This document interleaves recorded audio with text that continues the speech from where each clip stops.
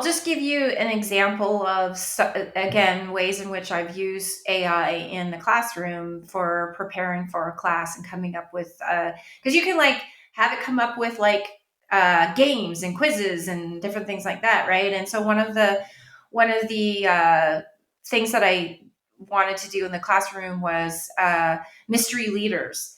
Who are some marketing leaders, and then it would give you like a prompt of like, this person was born in, and was known Very for cool. blah blah, and so it was very cool and very useful because I think what it can do is it can come up with things really fast, and it would take you as a human.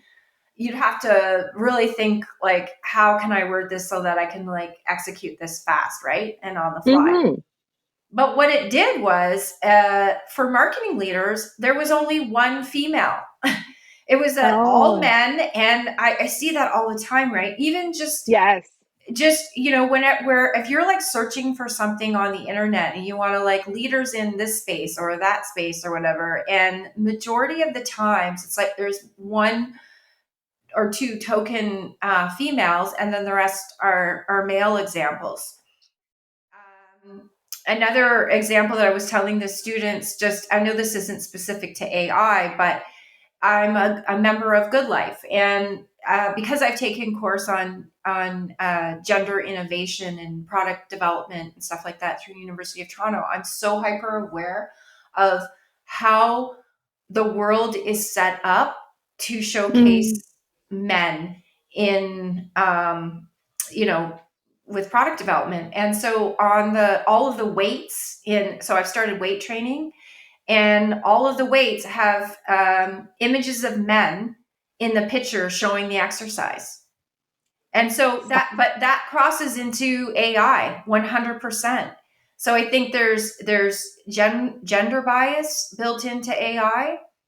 I think that there is data privacy issues. I know that a lot of companies, they want you to use certain AI. They want you to use the ones that are safer, right? Like I'm sure that most companies aren't going to be promoting their employees to be using DeepSeek because of censorship.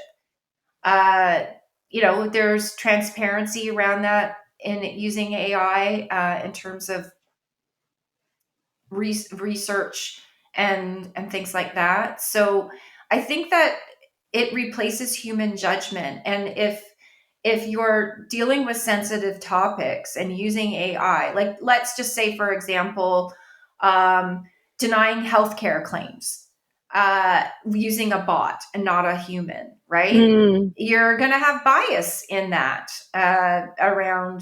This is in Recruitment. the yeah, Yeah. recruitment is another area Yeah. where there is it will want to tell you to go with someone's, or it will draw a bias on a name, especially around ethnicity, that sort of thing.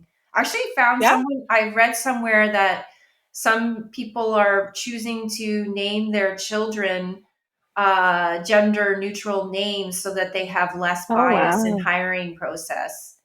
So That's so that's, interesting. yeah, I know absolutely. that was true for cultural, like, as an immigrant myself, like there are so many people I know who changed their name to something more sort of like code switching, right? And more North Hmm. American sounding. And Hmm. part of the reason for that obviously is because, you may be tired of just telling people how your name is said like 70,000 times a day. And another reason is things like this, because, recruitment is famously an industry where this has been a problem, right? Where the bots just remove unfamiliar names, or even further into scams where people will call people with what seem like unfamiliar names, assuming that they're new to the country, and then there's lots of things. Yeah, but so there's obviously with all things there's good, um, and there's bad, and I feel like there's a democratic process involved in more of us getting to shape the technology, right? The more of us who use it, the more of us will have a say in how this stuff goes for the future.